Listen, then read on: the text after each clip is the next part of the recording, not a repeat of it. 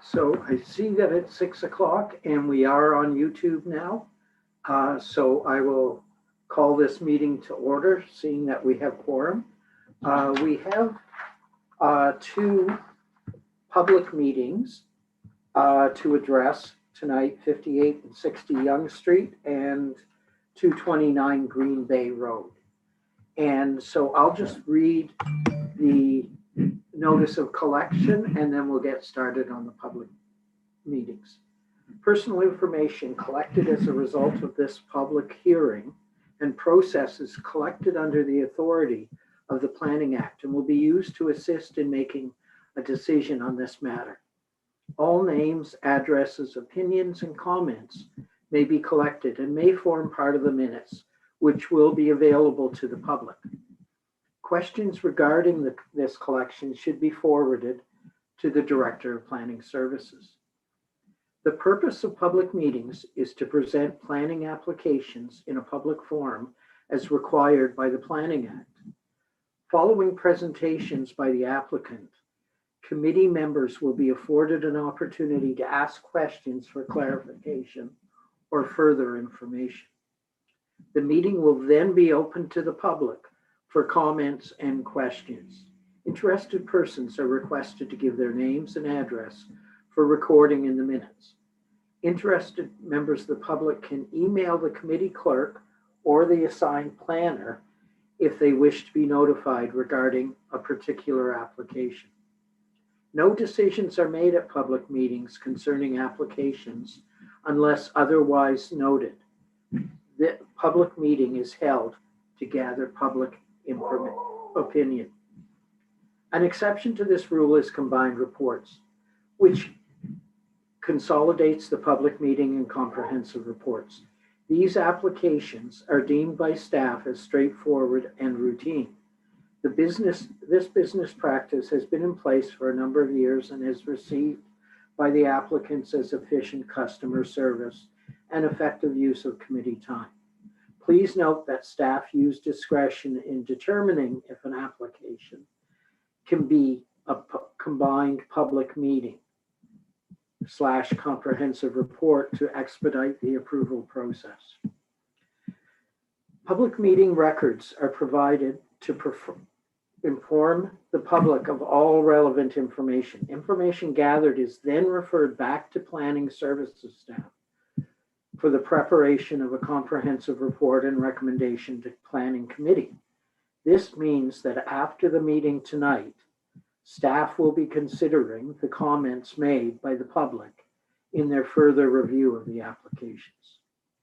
When this review is complete, a report will be prepared making a recommendation for action to this committee.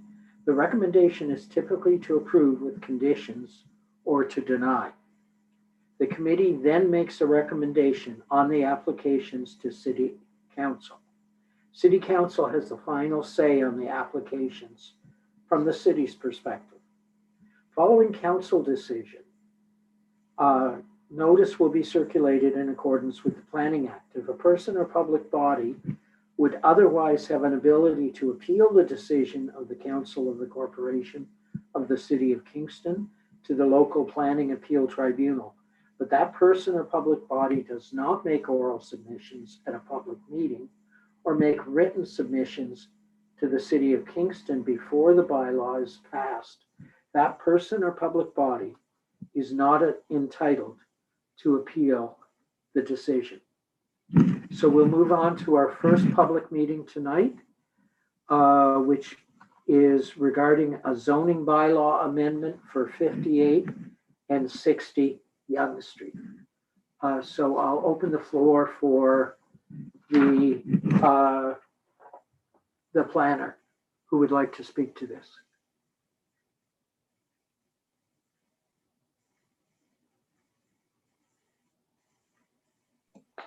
Well, hello, Mr. Crane. Good evening. We have some feedback. Okay, we've stopped it. Not a problem. Okay. Yes, good evening. My wife Jean and I live at number 66 Yonge. Can everybody hear me? Yes. Thank you. We were fortunate enough to be able to purchase number 58 and number 60 Young some years ago as a retirement investment. We would now like to redevelop this property for our own use and also for rental. Our house at number 66 is a heritage property. And the stairs one of these days are going to give us some trouble. They don't right now, but looking ahead, it's entirely possible. I wonder if I could ask for my presentation to be put up on the screen. Yes, Elizabeth will take care of that for you. Thank you, Elizabeth. And can I control this, or would you? If you just ask Elizabeth next slide, she'll do so for you. Next slide, please. This is the appearance of the property as it stands today. It's a semi-detached property built in the late 1950s, directly across Yonge Street behind the Portsmouth Harbour building. As I mentioned earlier, we were fortunate enough to be able to buy both properties literally within weeks of one another, and it has since been providing us with retirement income. The lot is deceptive in that the frontage is, as you can see it there, but it doglegs to the left behind the building and behind the small 1836 house on the left-hand side. Number 66 is the house where we live at the moment. Next slide, please. What we intend to do is to combine the two lots into one. We wish to resurface the exterior with siding, probably by removing the brick veneer. That's not decided at this point, but probably removing the brick veneer entirely and replacing it with a quality wooden siding, obviously with the appropriate insulation as well. The windows will be adjusted and changed and into 6/6 double hung windows. And our overall intention is to change the appearance of the building to be generally consistent with the two heritage homes on either side. Next slide, please. In summary, this is how we intend it to appear.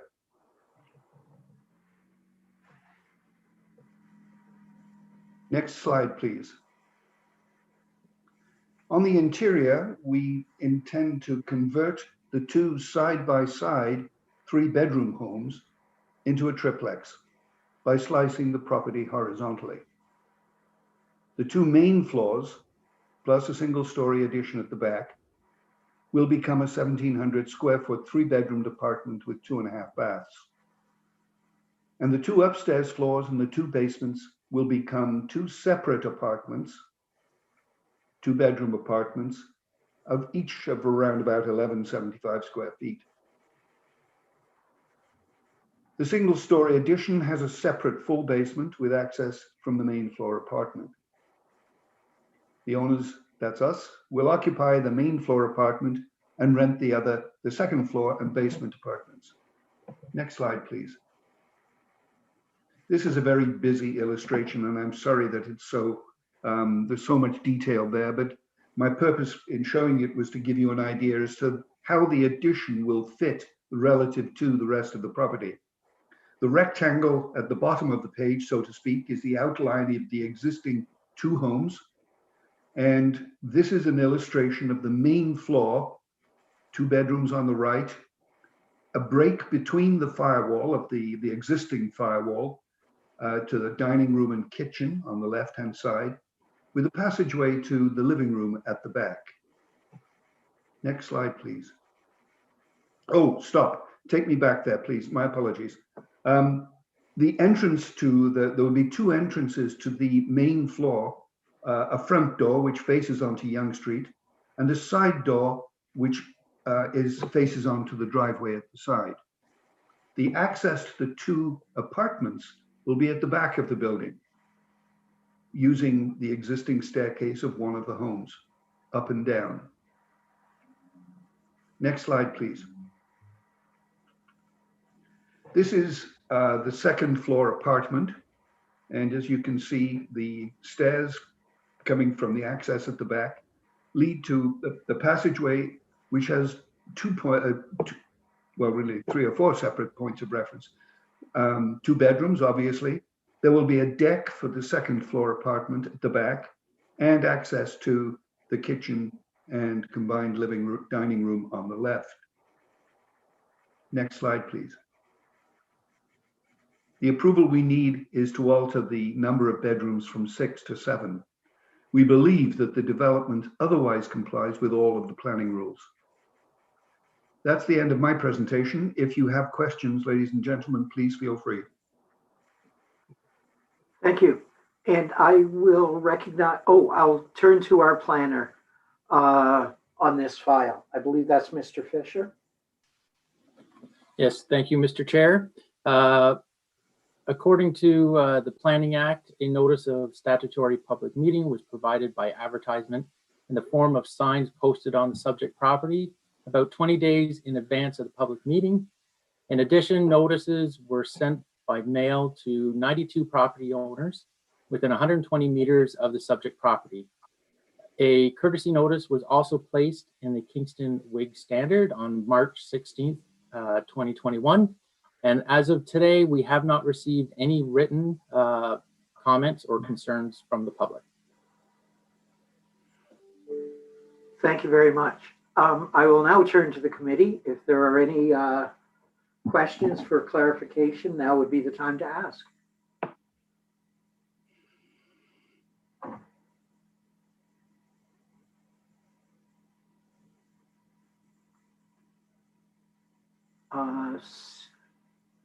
Seeing none, I will now open this up to the public.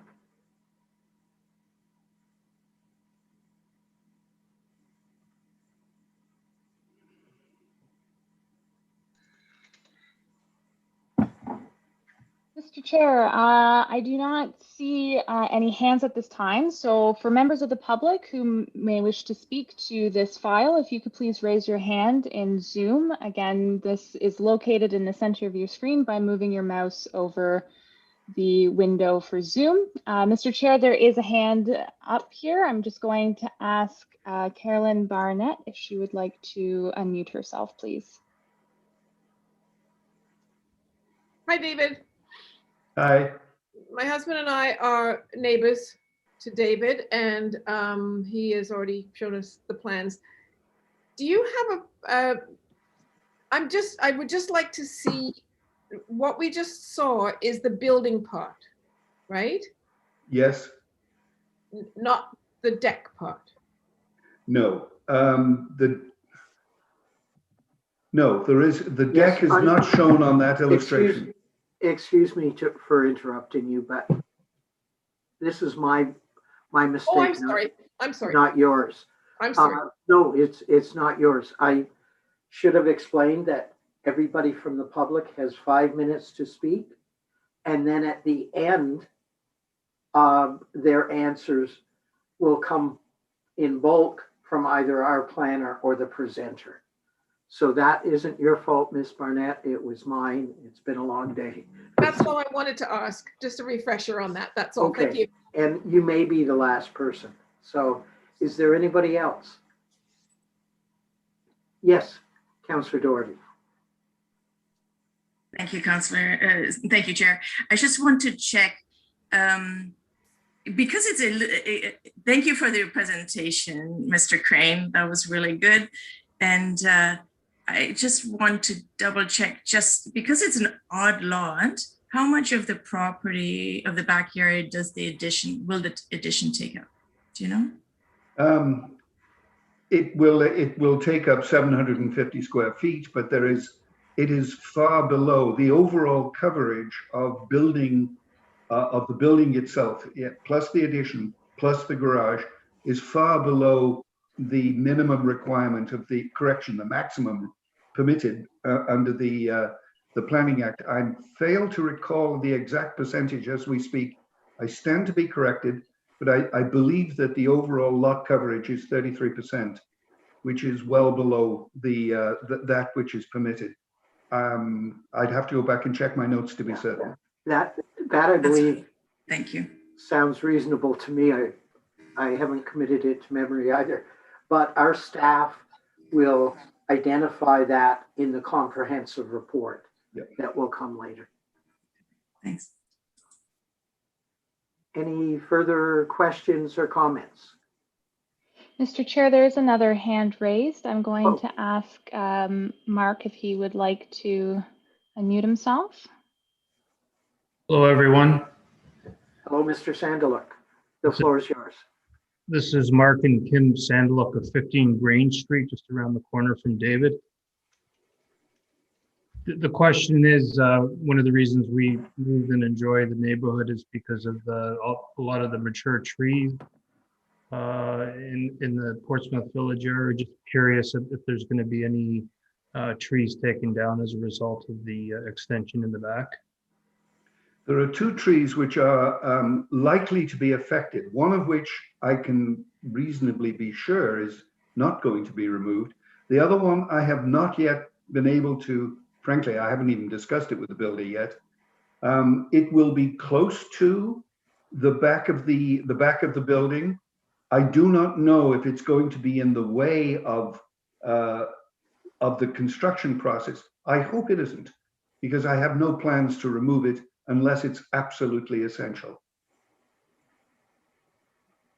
Does that answer the question, Mark? Yes, thank you. Thank you. Just a follow-up to that question. Could I ask Mr. Fisher if any of our tree bylaw will kick in regarding any trees on the lot? Yes, through you, Mr. Chair. I believe the tree bylaw is silent when it comes to personal residential properties. Okay. So a tree permit would not be required unless it was on city property like the boulevard or such. Okay, thank you. So Elizabeth, you're the boss again. Any further hands up? Thank you, Mr. Chair. I'm not seeing any hands. Perhaps we could do a final call. If there's anyone Sure. else who's joining us this evening that would like to speak to this matter, if you could please raise your hand in Zoom. Mr. Chair, I'm not seeing any further hands. Great, thank you. I will declare this portion of the public meeting over, and we'll move on to the next file. And I just want to point out that's zoning bylaw amendment, and it's for 229 Green Bay Road. And it is a combined report. And I don't believe we've received any correspondence or questions regarding this, but I'll confirm that with our planning staff before we move on to the comprehensive reports. And I believe this is Mr. Fisher's file as well. Who would like to speak to this public meeting? Mr. Sands or Mr. Fisher?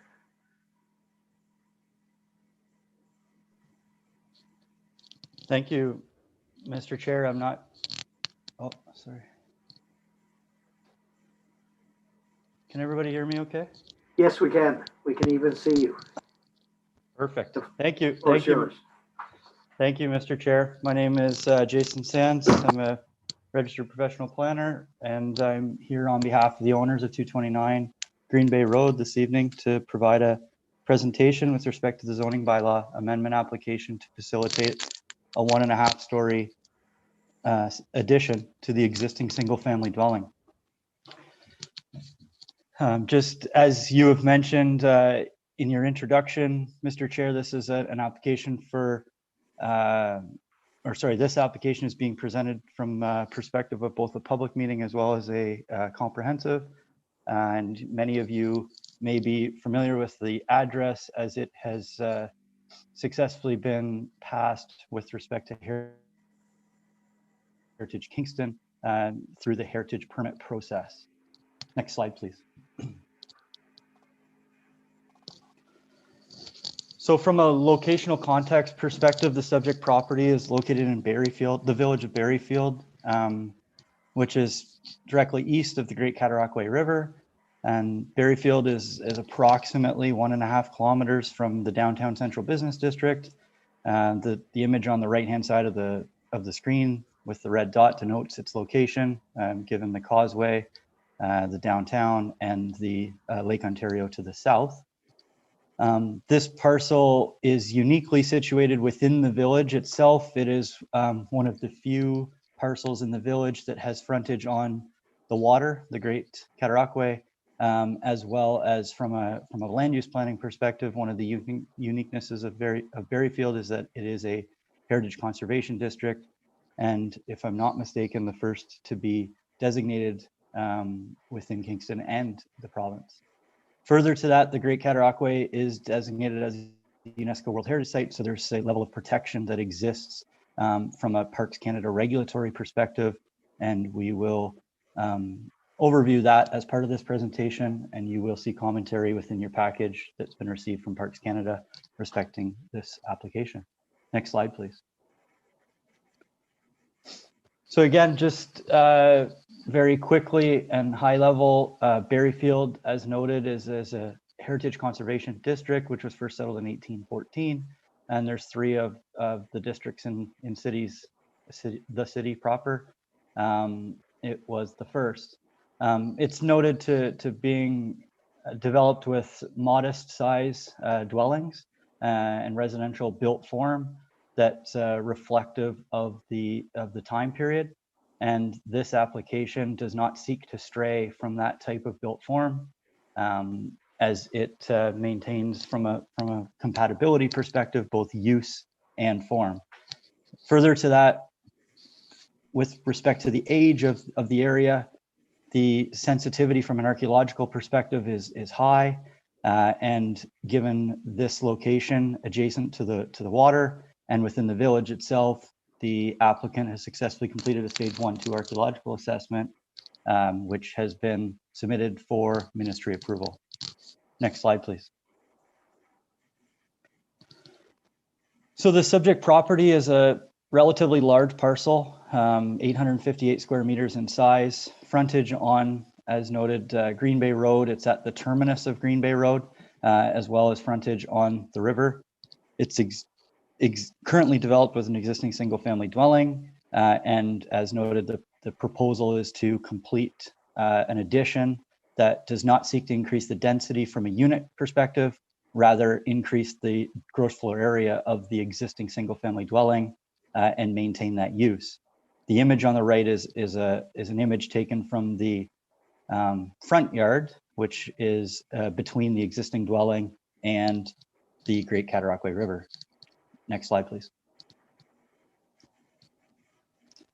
From a neighboring context perspective, many of us are aware the village of Barriefield is largely developed with residential uses, and to the major arterials or road networks that directly abut this village. Highway 2 to the south, Highway 15 is to the east, and it extends northward out to Highway 401.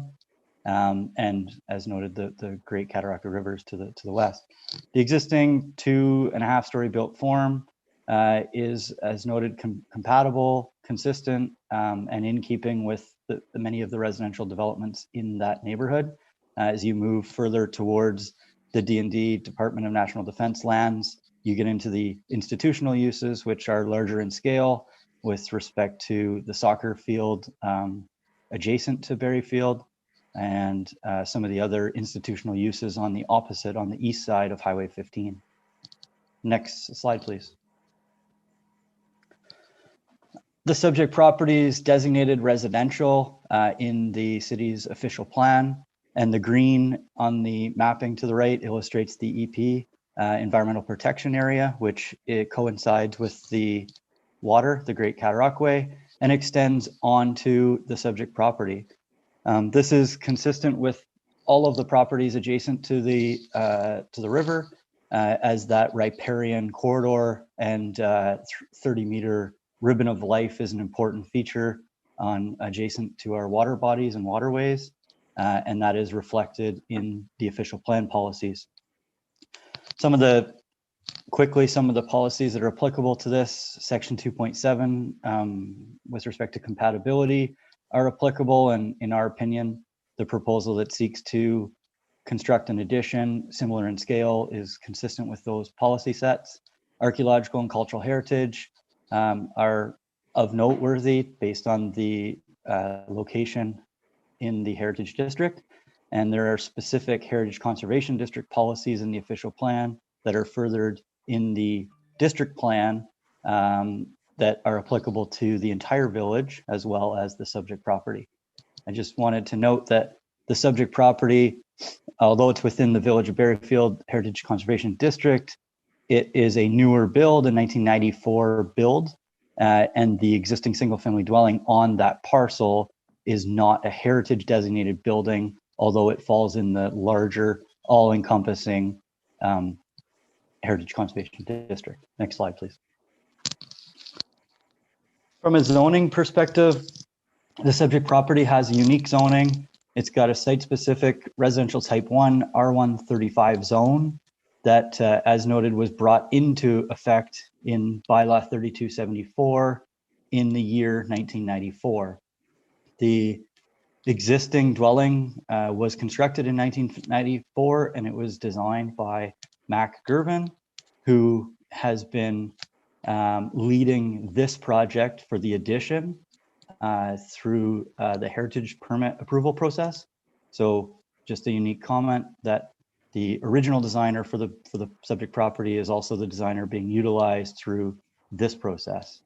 And through this process, we are seeking to modify the R135 zoning to ensure that this 188 square meter portion of land that is being added to the parcel from the adjacent parcel is updated and zoned to reflect that existing site-specific residential zoning, as well as adequately accommodate some of the provisions and performance standards that need to be modified to accommodate the request before us or before you this evening. Next slide, please. So conceptually, this slide illustrates the addition to the left side of the existing building. As noted, the single-family dwelling use is not proposed to change. However, a 59.2 square meter two-story addition, which on the water side looks and feels as a three-story based on the walkout and the topography of the site.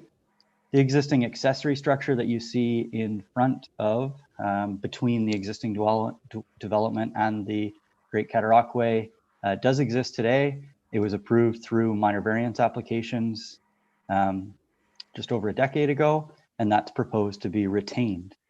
As noted, there's a lot addition that's proposed to be facilitated and completed through a separate application. It's a consent application that's been submitted and is being processed concurrently to this application. However, we understand it's being held until hopefully successful adoption of this rezoning application. And that's behind the existing development and the proposed. So it's as the topography rises to the hill in behind this illustration, that is the location of the proposed lot addition.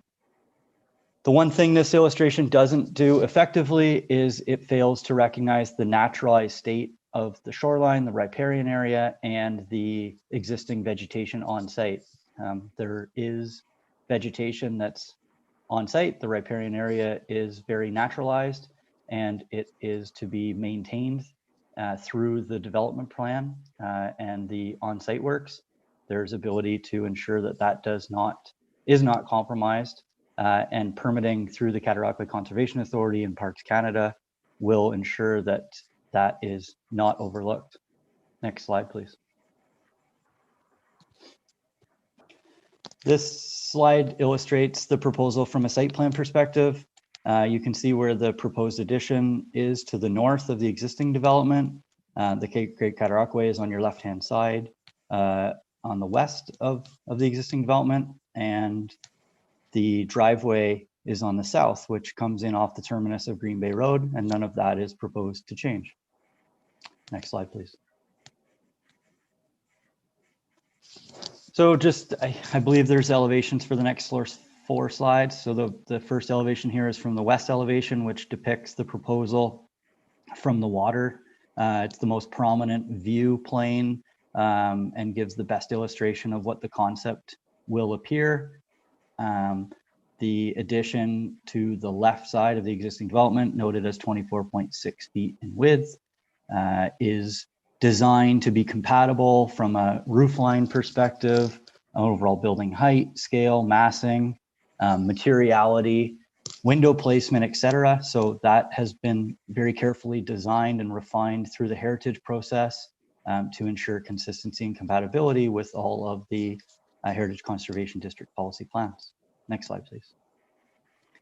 The south elevation, this is the south elevation. Largely, you can't see the proposed addition as it sits in behind from this view plane. Next slide, please. East elevation, so this is from the rear, essentially where the proposed lot addition would be taken. It's illustrating the 1.5 story with the roof line and dormers proposed. Next slide, please. And the north elevation is the last final elevation, showing what that addition with the dormers would look and feel, and how it relates to the existing accessory structure between the existing dwelling and Great Cataraqui. Next slide, please. The floor plans. So just to run through the floor plans quickly, the question of what is being proposed and why is it needed. The existing owners have 3 young children and are feeling essentially strained from a gross floor area perspective in the existing single family dwelling. So the addition is largely to accommodate bedroom space. On the main floor, you see a master bedroom and ensuite, and on the second floor, you see bedroom space. Next slide, please. Sorry, that's fine, but I just wanted to also mention that the basement that's a walkout to the water is proposed to be unfinished and largely used for storage space. So from a processing perspective, we've noted that the Ontario Heritage Act and the requirements to demonstrate compatibility and conformity with the Heritage Conservation District Plan has been completed. The heritage permit has been obtained. That was issued in February of 2021. Subsequent applications for zoning amendment as well as lot addition through the consent process are where the application stands currently. The consent application has been held largely in abeyance until the successful completion of the zoning, which we are presenting this evening. So once and if with approval through council, zoning takes effect, the consent application for lot addition would advance through either the Commissioner of Community Services with delegated authority and or through the Committee of Adjustment, who hears and makes decisions on those types of applications. Next slide, please. So just in summary, the proposal, in our opinion, complies and conforms to the 2020 provincial policy statement, meets the intent of the city's official plan, represents an appropriate form of intensification, which has largely been designed based on the policies and direction of the HCD. The residential use is not proposed to vary, and the density of it is to be maintained, although additional floor area be accommodated. The proposal is reflective from a materiality perspective with the village as well as the existing development on site, and the refinements in which we are seeking approval for through this zoning amendment process, in our opinion, represent good land use planning and are appropriate for the site. I believe that's the last slide, and if there are any questions that I may ask, I'm happy to address. Thank you. Thank you, Mr. Sands. I'll turn to Mr. Fisher to just comment on the process questions. Yes, thank you, Mr. Chair. Through you, as per the Planning Act, a notice of statutory public meeting was provided by advertisement in the form of a sign posted on the subject property 20 days in advance of the public meeting. In addition, notices were sent by mail to 46 property owners within 120 meters of the subject property. and a courtesy notice was also placed in the Kingston Wig. To date, we have not received any correspondence regarding any concerns or objections. We have received one comment from somebody who just recently purchased a property within that area, and they just want to be apprised of any decisions on the property. I leave it in your hands. Thank you very much. I will now turn to the committee. Are there questions from committee members? Seeing none, I will turn to Elizabeth. Our clerk, could you, are there any members of the public in attendance? Sure. I do not see any hands at this time, but I'm just going to ask those who are with us this evening if there are any questions or comments for this file. If you could please raise your hand in Zoom. Again, the raise hand function is found in the center of your screen when you move the mouse over the window.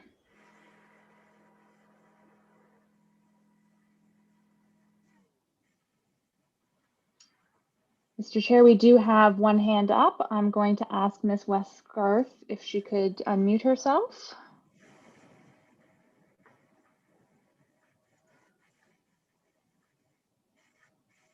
Thank you, Ms. Westgard. The floor is yours.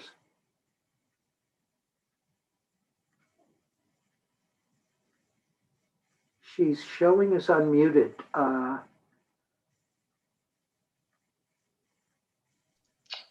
She is, there might be an audio issue, Mr. Chair. I'm just gonna ask her to unmute again.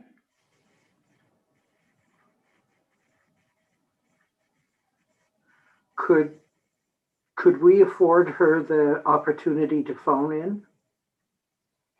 Yes, Mr. Chair, what I might recommend, if you are okay with taking a brief recess, I will actually ask if Ms. Whitgarth, if you can hear me, if you could exit out of Zoom and come back in, that could address the audio issue.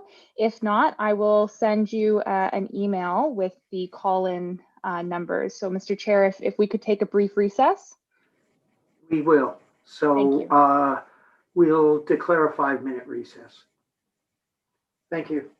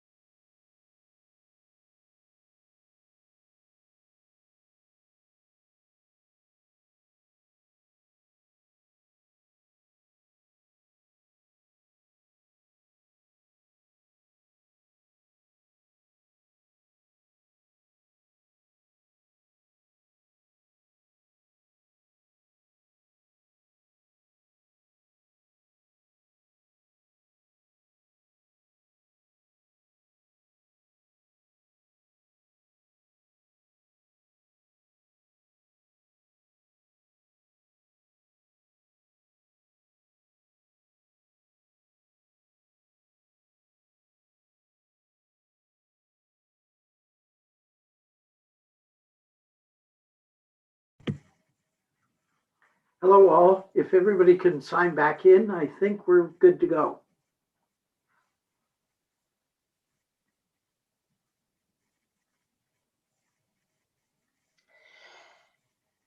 Mr. Chair, I'm just going to wait until we have quorum here to Sure. begin. And did we remedy the Zoom issue? Not quite yet, Mr. Chair. However, I do believe that Ms. Westgarth was hoping to speak to the second residential units. I do not think that she was wishing to speak to this one. So I'm going to continue to work on the issue in the background Excellent. as we continue forward. And if it was indeed for this one, unfortunately, we're going to have to accept written statements from her. Understandable. Thank you. Seeing that quorum has returned, I'll declare the meeting begun again. I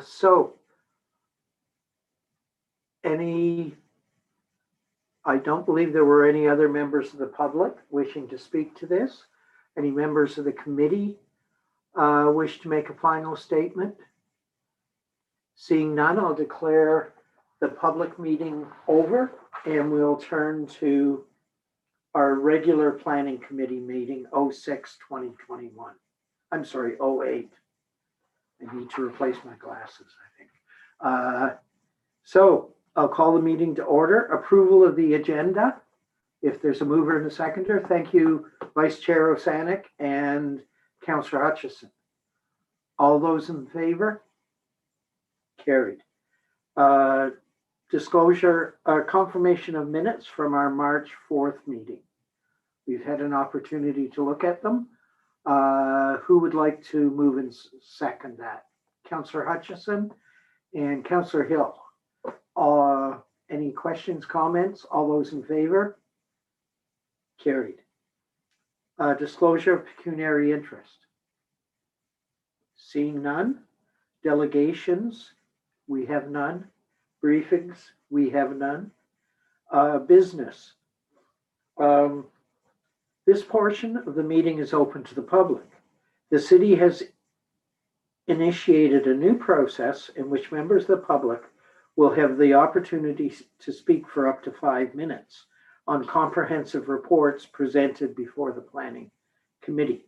Those wishing to provide oral comments at this meeting will be invited to do so. If a person or public body would otherwise have an ability to appeal the decision of the Council of the Corporation of the City of Kingston to the local planning appeal tribunal, but that person or public body does not make oral submissions at a public meeting or make written submissions to the City of Kingston before the bylaws pass, that person or public body is not entitled to appeal the decision. Our first of two files tonight is our deja vu one for 229 Green Bay Road, which we just heard the public meeting for. Again, I will turn to Mr. Fisher to make the, oh wait, this is no longer the public meeting portion. So I will go to members of the committee. Are there any comments or questions? Seeing none,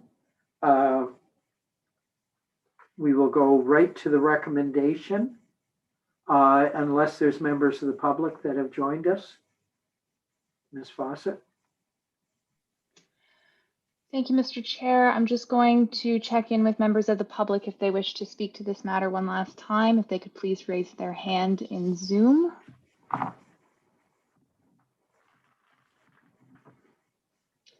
Mr. Chair, I'm not seeing any hands. Thank you. So we will look for a mover and a seconder for the recommendation. Councillor Hill has moved. Vice Chair Osanek has seconded. Any further comments? Seeing none, all those in favor? Carried.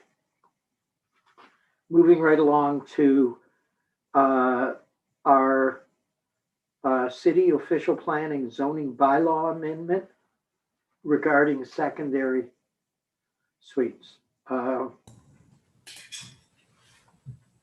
Hello, Ms. Robideau. So the floor is yours.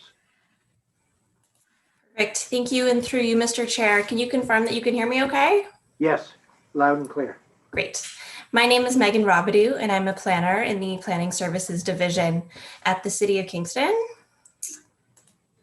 Elizabeth, if you want to share the slide deck at this time, that would be perfect. Great. So this is a comprehensive report and recommendation regarding a city-initiated application for an official plan and zoning bylaw amendment related to second residential units and bedroom limits in low-density residential forms.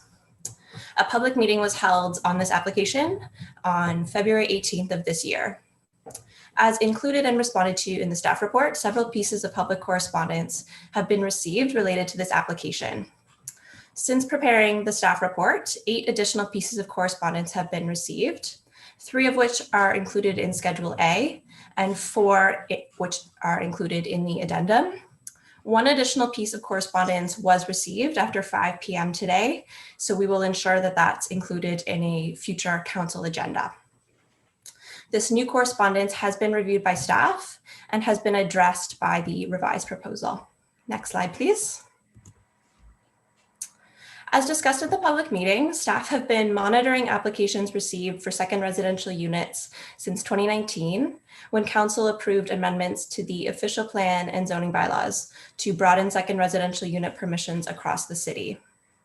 Staff have identified some additional amendments, which are intended to encourage the supply of these units in a manner that ensures compatible development. The proposed official plan amendment includes changes to Schedule 11C to remove an existing sewer capacity servicing constraint area along Highway 15 and to add a new sewer capacity servicing constraint area near Fairview Road, as has recently been identified by Utilities Kingston. An amendment is also proposed to remove the reference to the St. Lawrence community from the second residential unit policies related to confirmation of water supply, as it is not identified as a settlement area in the official plan. Next slide, please. The proposed amendment to the zoning bylaws is intended to amend existing provisions related to second residential units and to add new regulations on maximum number of bedrooms in dwelling units. The proposed zoning bylaw amendment will also implement the proposed official plan amendment related to the removal and addition of servicing constraint areas in zoning bylaws number 3274 and 8499 respectively. Next slide. So as shown on this slide, the existing sewer capacity servicing constraint area along Highway 15 is proposed to be removed as a result of infrastructure upgrades in this area. And a new sewer capacity servicing constraint area is proposed to be added near Fairview Road. This would mean that new residential units will not be permitted within this area. Next slide. A housekeeping amendment is proposed to remove references to KFL&A Public Health as the approval authority for septic systems, as this service is now being provided by the city's Building Services Division. As previously mentioned, an amendment is also proposed to remove the St. Lawrence community from the second residential unit policies relating to confirmation of water supply. This area is on partial services and is not identified as a settlement area in the official plan. Next slide. New provisions are proposed to be added related to legal non-complying principal buildings. These would be those buildings where the performance standards don't comply with the zoning bylaw. It's proposed that where an existing principal building is legal non-complying, a second residential unit may be permitted within the existing building or attached to the principal building, provided that the addition complies with the zoning bylaw. Similarly, a second residential unit may be permitted in a detached building if the detached building complies with the zoning bylaw. It's proposed to be clarified for the purposes of detached second residential units that the existing dwelling unit is to be considered the principal dwelling unit. This is intended to ensure that the detached second residential unit is ancillary to the principal building. The height of a detached second residential unit is proposed to be limited to 4.6 meters or 1 story, whichever is the lesser, to ensure that it is ancillary to the principal dwelling. This is also to minimize land use compatibility impacts on matters such as privacy and shadowing. Height permissions applicable to the principal dwelling are no longer proposed for detached second residential units. Next slide. Requirements for an unobstructed pathway to access a second residential unit are proposed to be amended to require that the pathway is regardless of whether the second residential unit is located within the principal dwelling or in a detached residential unit, as is shown in the case of the middle lot on this image. In the rural area, given the larger lot sizes, an unobstructed pathway is proposed to be required from the driveway. Next slide, please. Existing zoning provisions stating that a dwelling unit shall only contain one kitchen are proposed to be removed to support multi-generational households and recognizing the need to be flexible for a diverse range of household needs. Zoning provisions related to entrances to dwelling units are proposed to be removed at the request of Building Services. Building Services has identified that the Ontario Building Code would address this life safety measure and that an entrance or exit would be required to be compliant with the Ontario Building Code. So entrance requirements would not be lessened as a result of this change. Next slide, please. Finally, new regulations to implement a maximum number of bedrooms in low density residential forms, including second residential units, are proposed. Our official plan speaks to protecting stable areas. The zoning bylaw currently contains definitions and performance standards for various low density forms of housing, such as height and yard regulations. However, these regulations measure the overall size of the building and do little to ensure that the function of the residential use is compatible with the surrounding area in terms of activity levels and occupancy. At the public meeting, new provisions were proposed to limit the total number of bedrooms in a primary dwelling unit to 5, and the total number of bedrooms in an attached or detached second residential unit to 3 and 2, respectively. Concerns were raised regarding design flexibility for larger homes and the need to accommodate various types of household sizes, including multi-generational households. In response to these concerns, the proposed bedroom limit zoning provisions have been revised to allow for a maximum of 8 bedrooms on a lot in the aggregate in low density residential zones that permit uses such as single detached dwelling units, semi-detached dwelling units, row house dwelling units, and linked dwelling units, and also other medium or higher density residential zones where a lot contains 2 or less dwelling units. These revised provisions will allow for intensity of use and occupancy levels to be effectively regulated while still allowing design flexibility to meet the unique needs of property owners across the city. A further provision has also been added to acknowledge that the expansion, repair, or renovation of a building that does not comply with the requirements of this section is permitted, provided that the expansion, repair, or renovation does not increase the number of bedrooms, that it conforms to the provisions of the bylaw, and that it does not in any way increase the situation of non-compliance. Next slide, please.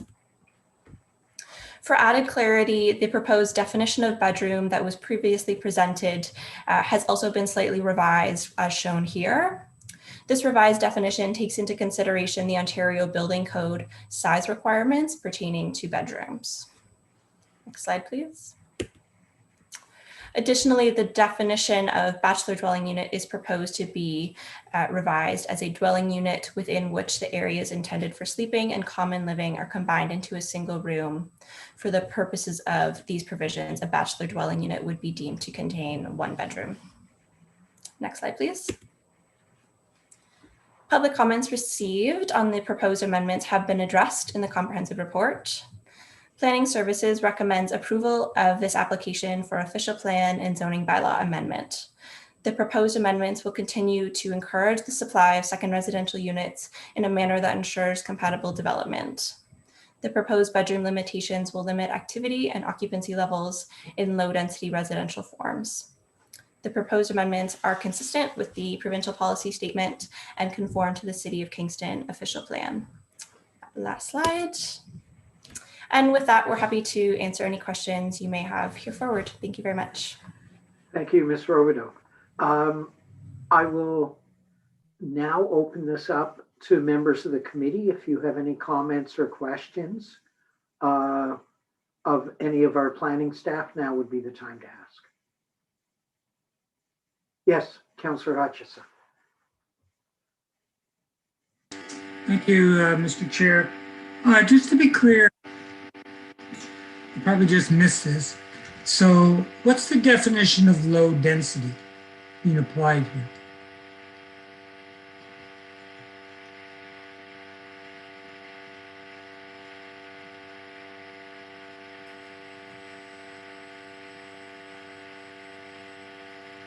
Thank you through you, Mr. Chair. The official plan defines low density, medium density, and high density based on units per hectare. And so I can quickly pull that up to confirm specifically the threshold for low density residential, unless one of my colleagues can reference it off the top of their head. But in particular, we would look at residential built forms such as single detached dwellings, semi-detached dwellings, forms of that nature to be a built form that we would consider to be low density. Okay. Mr. Chair, I still need an answer. I believe Ms. Agarwal is about to take your test question. Go right ahead. Thank you, and through you, Mr. Chair. In terms of low density, what we were intending, as Ms. Robideau mentioned, was typically uses that are single detached dwellings, semi-detached dwellings, row house dwellings, linked dwellings, and which would also include second residential units. That terminology generally has been used in terms of the zones that do permit these types of dwelling units. And with respect to the medium and high density, those would be zones where more than 3 units are permitted on a lot. Thank you very much. Any further questions? Seeing none. No. Okay, go ahead. I still got questions. I got unmuted. Okay, my question is the number of units on a lot. I want to know if this applies to the downtown, where the density and the types of forms of houses are entirely mixed. You can have singles and detached and townhouses. They're all there, right? And some look like 1885, and some look like 1957 or 87, right? So what I'm trying to determine is whether this policy actually applies to the downtown. Thank you for your question. Through you, Mr. Chair. I can confirm that the proposed amendments are intended to apply across the city and would apply in the same manner across the city. So a different approach isn't proposed for downtown Kingston as opposed to the rest of the city. So the key, just so to help my understanding, the key here is the number of units per lot. Is that right? That's the key low density concept.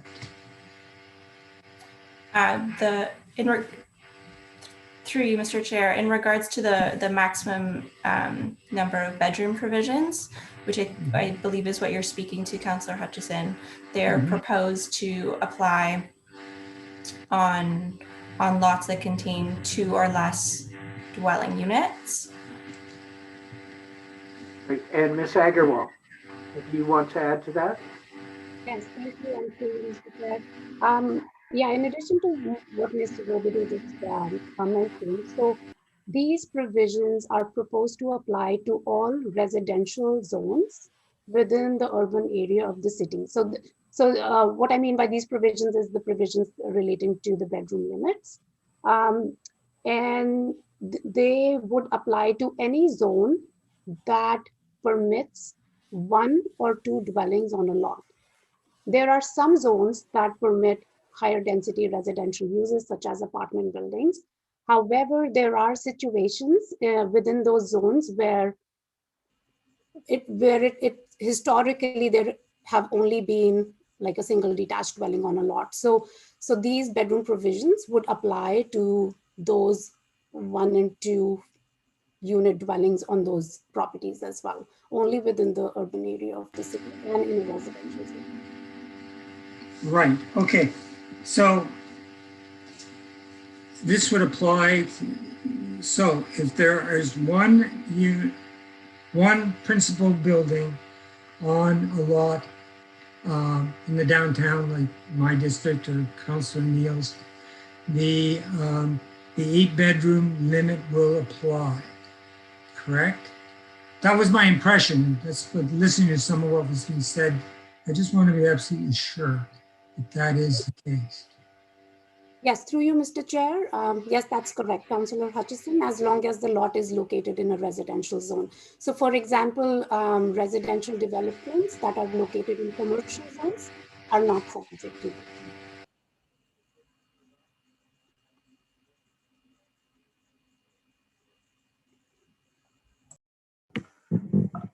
Was that the last question? Yeah, for now. Okay, thank you very much. Any further questions?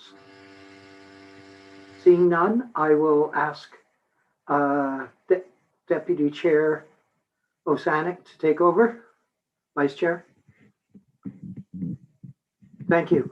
A couple of questions. I know that they've been addressed in response to some emails that you've received, but I know that one of the issues that was particularly frustrating to some people was that the fact that we were doing approvals beyond what we are proposing, the 8 bedrooms, through Committee of Adjustment.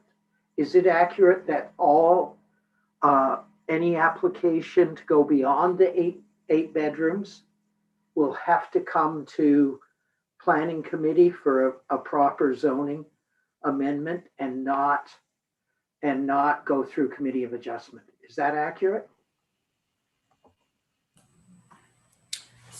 Thank you, through you, Mr. Chair. That is accurate. So any proposal that would not comply with the proposed provisions would be subject to a pre-application process through which we would determine the appropriate planning application route for them to seek relief in that manner. I will note that we have been very intentional in the language that's been used to craft the provisions in terms of indicating the intent behind those provisions. So any applications to seek relief from the proposed provisions would have to demonstrate the justification for that. Thank you. And I believe I see Ms. Agarwal's hand up. Thank you, and through you, Mr. Chair. So whether an application can proceed through a minor variance or through a zoning bylaw amendment, as Ms. Robideau mentioned, that will have to be determined through the pre-application process. There may be certain instances where an application may proceed through Committee of Adjustment instead of a zoning bylaw amendment, depending on the nature of the relief that's being requested. Here we go. Thank you. There are a number in the University District. I'm sure this is the case with Councillor Hutchison's district and Councillor Stroud's as well. There are a number of 5, 6, and 7 bedroom existing houses now. If some of those in the recent past have come forward for secondary suites with a number of additional bedrooms, from now on, the number of bedrooms will still have to comply with the 8 maximum. Is that the case? Regardless of how many are currently in the existing primary building? through you, Mr. Chair, yes, that's correct. So going forward,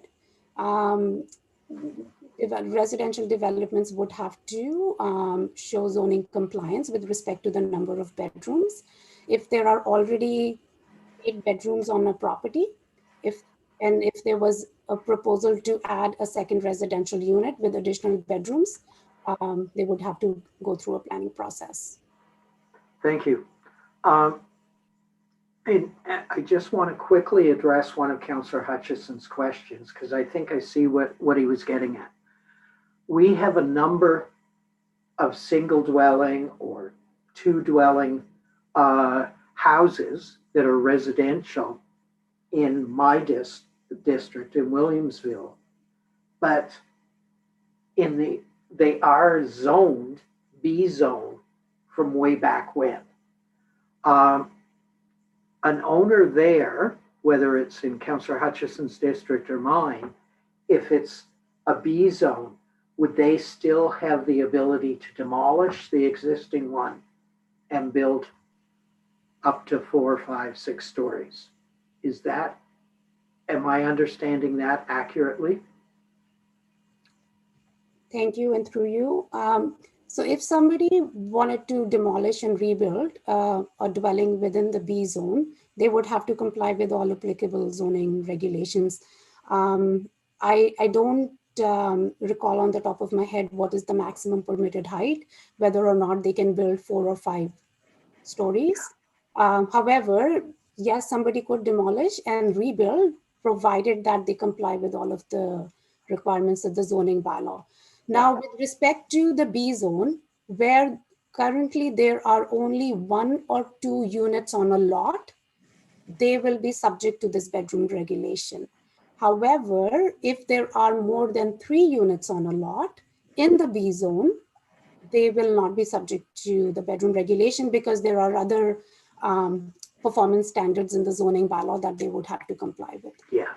I know the area I'm thinking of is Frontenac, Princess Street area, and they're all existing residential, but it is in a very old, from the 50s, B zone, and I know we have allowed 4 to 6 stories to develop in that area, and I just wanted to make sure that people realize. Now, will our comprehensive zoning bylaw, when it comes into effect, in stable neighborhoods, will it alter that B zone if it's indeed all residential A zone type development to date? Thank you, and through you. We are reviewing that through the Central Kingston Growth Strategy, and recommendations coming out of that work will be presented at a future meeting of the Planning Committee. At this time, I don't have an answer to that question because we're still working through that study. But the community will have an opportunity to lobby for such a change. Is that accurate? Yes, members of the community can submit comments anytime, for sure, before the new zoning bylaw is approved. Excellent. Absolutely. Yeah. Thank you. I'm sure I've forgotten something, but it'll come to me before we vote on this finally. So that was my last question.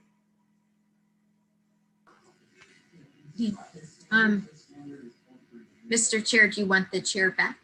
Yes, please. Okay, I return it to you. Although if you want to keep it, you're more than welcome. Thank you very much. So, any further questions from the committee? Yes, Councillor Asanic. Thank you, Mr. Chair. Through you, I see the one letter of late correspondence, and just reading it now.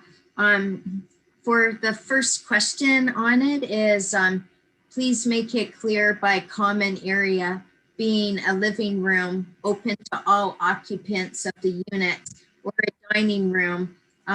They have that if it has a door on it, it is by definition in the building code a bedroom or not.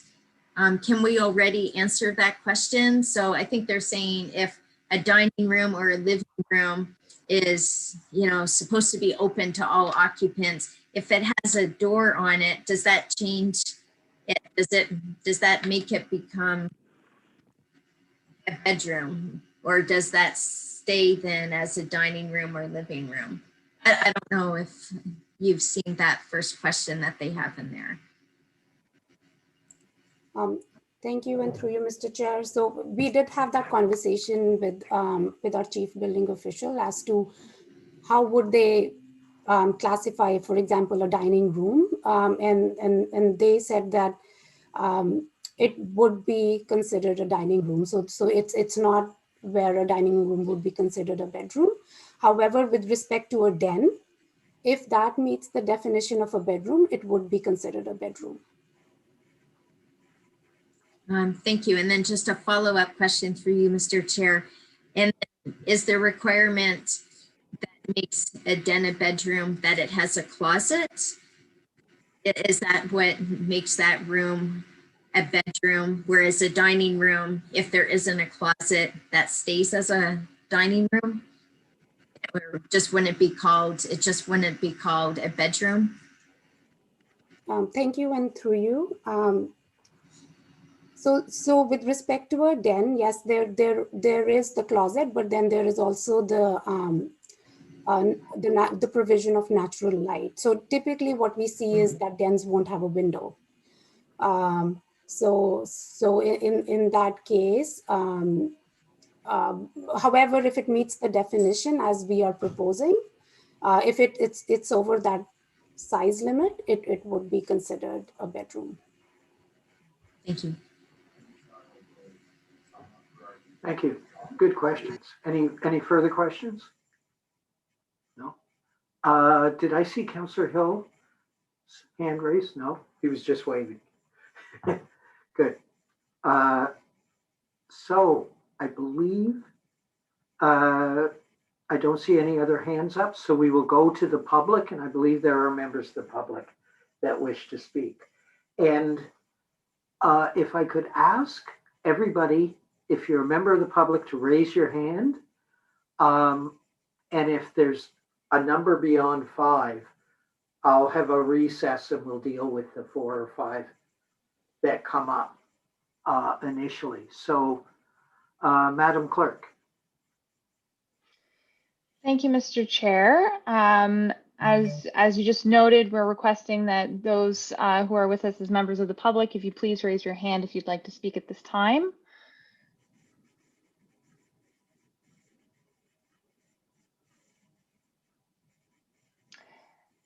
Mr. Chair, I'm just going to do another call. Those who are with us who would like to speak at this time, please raise your hand so that we may address the committee. Mr. Chair, I am not seeing any hands.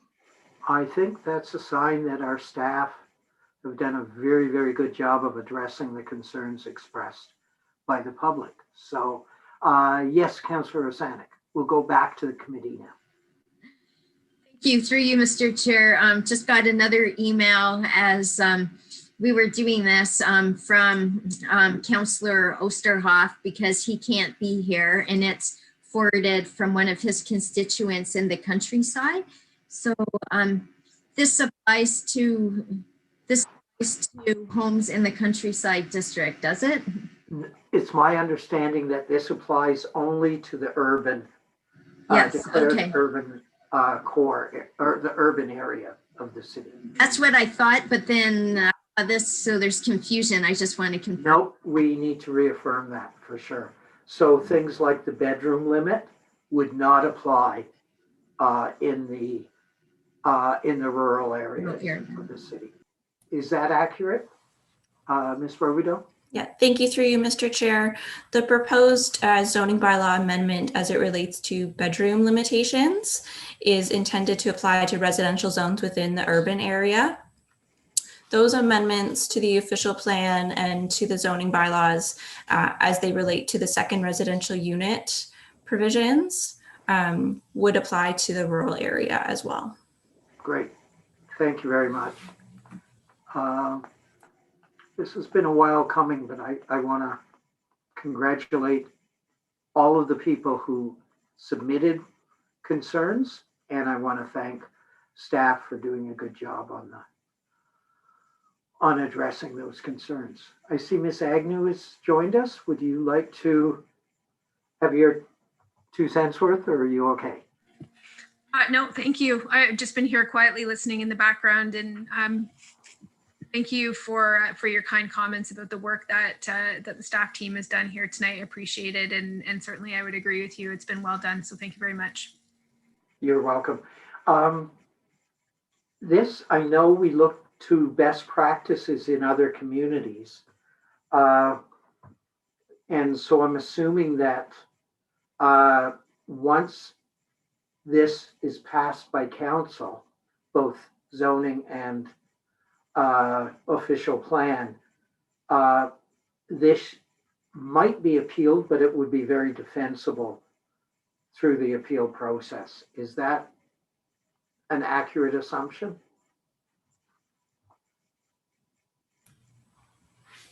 Thank you through you, Mr. Chair. We do have an Exhibit J in the comprehensive report that you may be familiar with, where we've included a comparison of other municipalities that have implemented limitations on bedrooms. That we did do that research for that reason, to see how other municipalities have been able to regulate the specific issue of number of bedrooms. And so that exhibit provides examples of other municipalities that have successfully done so. Of course, any official plan or zoning bylaw amendment application could always be subject to appeal. But there are various examples in which municipalities have used their zoning bylaw to limit the number of bedrooms. Great, thank you. And I know there were rumors about that the current provincial government, who expanded their definition and put it in the for secondary suites, are considering tertiary suites. Would that have any kind of effect on this bylaw? Thank you through you, Mr. Chair. There were changes made to the provincial policy statement and to the Planning Act in 2020. There will be a discussion paper brought forward to Planning Committee in, I believe, June, specifically on, they're called additional residential units. That's how they're referred to in the provincial policy statement. And so that direction is for the provision of third dwelling units on residential lots. And so through that discussion paper, there will be additional information brought forward to Planning Committee for the implementation of that direction from the province in the new zoning bylaw. Okay, thank you very much. We'll have to wait and see, I guess. So, any further questions? And I apologize to my vice chair. I jumped in there with 2 questions. Not trying to usurp your powers. Are there any further questions from the committee? Yes, Councillor Hutchison.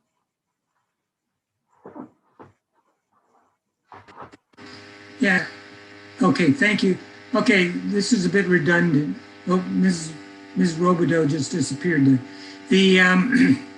And I take it that the same answer you just gave is indirectly a response to the FOTEN letter in the addendum that indicates that the contention that this municipality cannot regulate the number of bedrooms. I take it staff is satisfied that indeed the municipality can do that. Is that correct?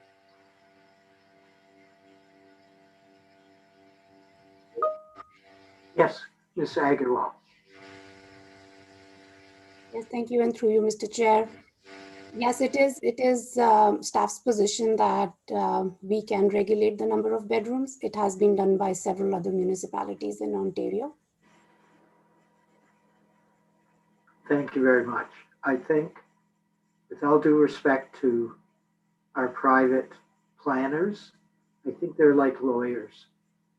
They will take on clients and represent them, even if there are issues about how feasible their appeals are. So but everybody has the right to appeal.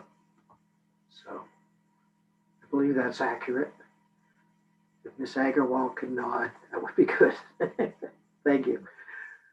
So, any further questions, Mr. Hutchison? No. Okay. It was going on and off there. I was trying to figure out what was going on. Okay, I think clerk was trying to help me, but I was beyond. Great, thank you very much. Seeing no further questions from the committee, I will now ask for a mover and a seconder for the recommendations before us. Is there a mover? Thank you, Councillor Hutchison, seconded by Councillor Hill. Any further questions or comments? Seeing none, I'll call the question. All those in favor? And it carries unanimously. Thank you very much to everybody, committee and staff. And I didn't curse it by saying that we might be out of here at a decent time. Thank you very much. And so there are no further motions. There are no notices of motion that I'm aware of. Other business, we have received and continue to receive correspondence that is now publicly available. Date of our next meeting is only a week away. Next Thursday, April Fool's Day. So I will seek a motion to adjourn. Everybody's hand goes up. Councillor Hutchison, Councillor Rosanek. All those in favor? Carried. Thanks, everybody.